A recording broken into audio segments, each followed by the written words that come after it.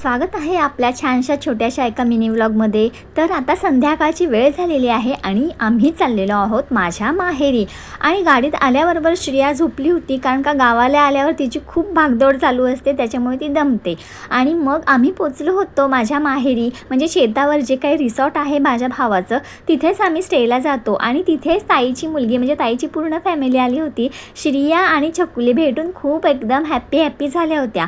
आईला मदत म्हणून घरी गेल्यावरती आम्ही काही ना काहीतरी काम करतच असतो। ताईनी मटर पनीरची छान भाजी बनवली होती आणि मी गोडं वरण बनवायला घेतलं होतं। तेवढंच आईला जरासा हातभार नाही का, नाहीतरी तिला कोण मदत करणार, म्हणून मग आम्ही असं गेल्यावरती काही ना काहीतरी करत असतो। आज तू आराम करती, कसली आराम करते, तिचं पण असतंच मध्ये मध्ये येणं।